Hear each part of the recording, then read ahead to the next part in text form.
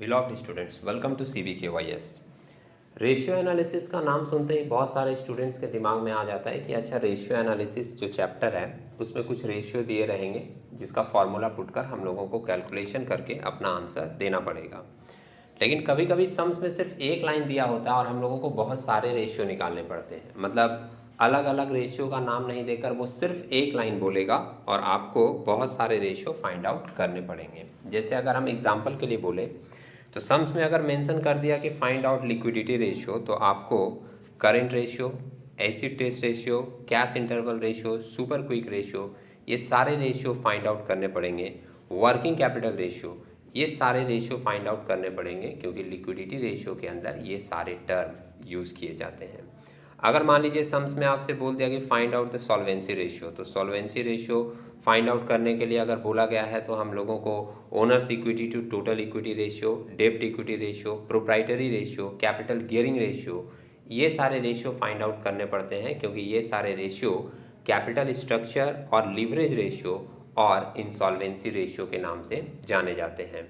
अगर मान लीजिए सम्स में आपसे बोल दिया कि find out the profitability ratio, तो प्रॉफिटेबिलिटी रेशियो अगर फाइंड आउट करने के लिए बोला है तो आपको gross profit ratio, net profit ratio, operating profit ratio, operating cost ratio, operating expense ratio, ये सारे रेशियो फाइंड आउट करने पड़ेंगे क्योंकि प्रॉफिटेबिलिटी रेशियो के अंदर ये सारे रेशियो कंसिडर किए जाते हैं।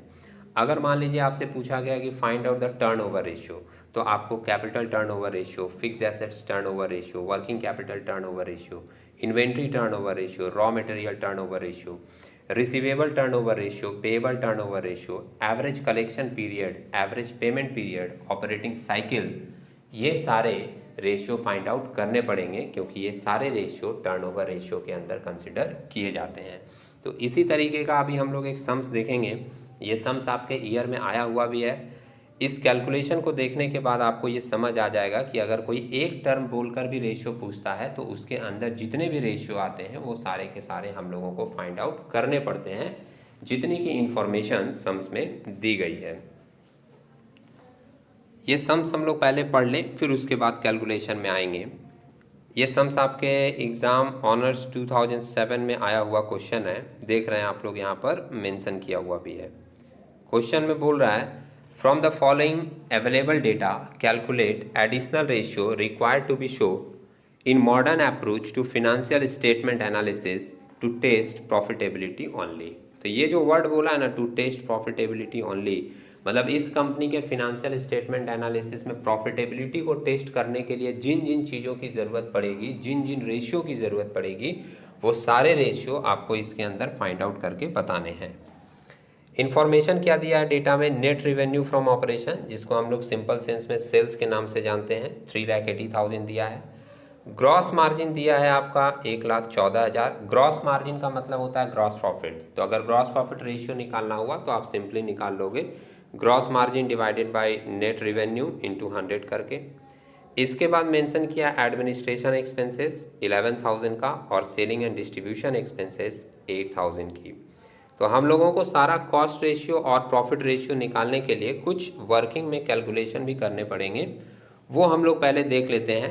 जैसे ऑपरेटिंग कॉस्ट रेशियो निकालने के लिए आपको ऑपरेटिंग कॉस्ट निकालना पड़ेगा। ऑपरेटिंग कॉस्ट के लिए फॉर्मूला हम लोग लेते हैं cost of goods sold plus operating expenses. तो सम्स में ऑपरेटिंग एक्सपेंसेस तो दिया है, ये दो एक्सपेंसेस आपका ऑपरेटिंग एक्सपेंसेस है, एक एडमिनिस्ट्रेशन एक्सपेंसेस और एक सेलिंग एंड डिस्ट्रीब्यूशन एक्सपेंसेस। लेकिन कॉस्ट ऑफ गुड्स सोल्ड भी निकालना पड़ेगा, उसको ऐड करने के बाद हम लोगों को ऑपरेटिंग कॉस्ट मिलेगा। तो जो भी चीज़ों की रिक्वायरमेंट होती है कैलकुलेशन में, वो या तो सम्स से लिए जाते हैं और या फिर वर्किंग में कैलकुलेट किए जाते हैं। तो हम लोग देख लेते हैं कि वर्किंग में जो जो चीज़ों की ज़रूरत है वो किस तरीके से कैलकुलेट की गई है, उसके बाद फिर हम लोग फाइनल सोल्यूशन में मूव करेंगे। तो यहाँ आप देख रहे हो वर्किंग नोट आपके सामने है।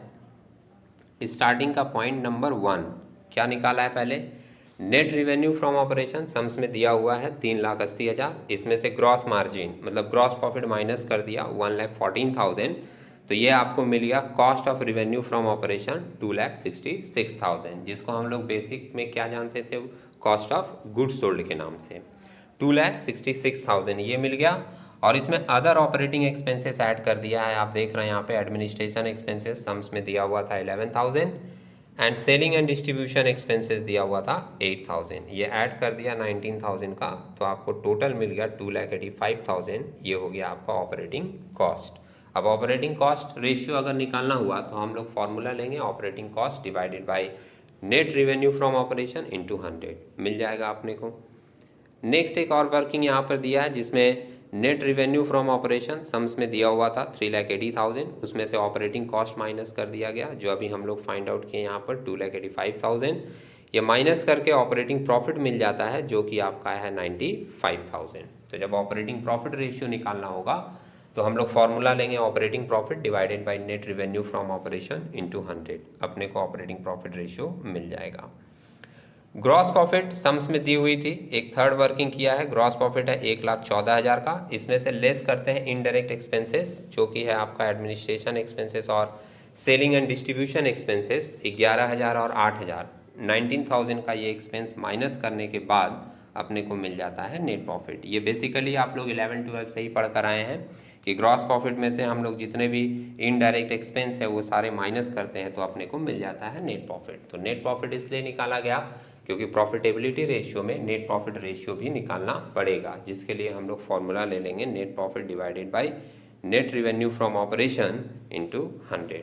तो ये सारी चीज़ों में एक कन्फ्यूजन हो सकता है किसी के दिमाग में आ जाए कि सर ये ऑपरेटिंग प्रॉफिट भी 95,000 का आया है और नेट प्रॉफिट भी 95,000 का आया है। तो जनरली ये सेम आ सकता है।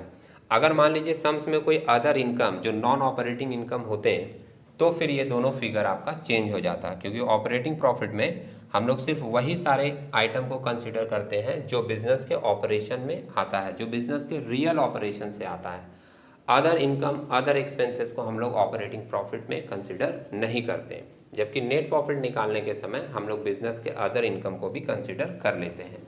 तो अगर सम्स में कोई भी अदर इनकम दिया होता तो आपका नेट प्रॉफिट अलग आता। सम्स में कोई अदर इंफॉर्मेशन अदर इनकम नहीं था, इसलिए हमारा ऑपरेटिंग प्रॉफिट और नेट प्रॉफिट दोनों सेम आया है। तो ये तो पूरी की पूरी कैलकुलेशन थी, उम्मीद है आप लोगों को समझ में आई होगी। फाइनल सॉल्यूशन देखने से पहले आप लोगों से रिक्वेस्ट रहेगा कि एक लाइक का कंट्रीब्यूशन देते जाएं, जिससे हमारे अंदर भी मोटिवेशन बना रहे और हम आपके लिए नए नए क्वेश्चन के सॉल्यूशन को लेकर आते रहें। तो अभी हम लोग देख लेते हैं कि फाइनली किस तरीके से आंसर निकाला गया है सॉल्यूशन में। ये आप देख रहे हो प्रॉफिटेबिलिटी टेस्टिंग रेशियो। सबसे पहले निकाला है ग्रॉस प्रॉफिट रेशियो, तो ये तो सम्स में ही दिया था, gross margin divided by net revenue from operation. Gross margin था 1,14,000 का, नेट रेवेन्यू है 3,80,000 की, यह आ गया हमारा 0.30 इंटू 100 कर देंगे तो आपको ये परसेंटेज में मिल जाएगा और वो आपको मिल जाएगा कितना 30%। आप फॉर्मूला में ही डायरेक्ट इंटू कर दीजिएगा जिससे आपका final answer direct in terms of percentage आपको दिख जाए। ऑपरेटिंग एक्सपेंसेस में हमने कहा दो चीज़ें आएंगी, administration and selling and distribution expenses. तो ऑपरेटिंग एक्सपेंस रेशियो निकाला है operating expenses divided by net revenue from operation, 19,000 divided by 3,80,000 into 100 करेंगे तो आपको ये मिल जाएगा 5%। ऑपरेटिंग रेशियो लिया है तो ऑपरेटिंग रेशियो में एक बात ध्यान रखिएगा कि सिर्फ ऑपरेटिंग रेशियो अगर दिया रहता है तो वो इंडिकेट करता है कि वो ऑपरेटिंग कॉस्ट रेशियो पूछा जा रहा है, और हम लोगों को सिर्फ ऑपरेटिंग रेशियो जब भी बोला जाएगा तो ऑपरेटिंग कॉस्ट रेशियो निकालेंगे। और ऑपरेटिंग कॉस्ट रेशियो निकालने के लिए फॉर्मूला हमने यूज़ किया है operating cost divided by net revenue from operation into 100। Operating cost हम लोग वर्किंग में निकाले थे 2,85,000 डिवाइडेड बाई 3,80,000 का नेट रेवेन्यू फ्रॉम ऑपरेशन है, इंटू 100 किए तो आ गया 75,000। नेक्स्ट हम लोग प्रॉफिटेबिलिटी रेशियो के अंदर ही निकालते हैं ऑपरेटिंग प्रॉफिट रेशियो।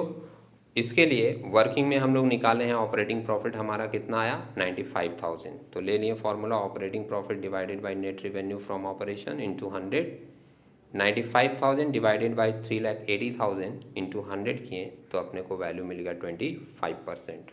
और लास्ट में नेट प्रॉफिट रेशियो फॉर्मूला है net profit divided by net revenue from operation into 100।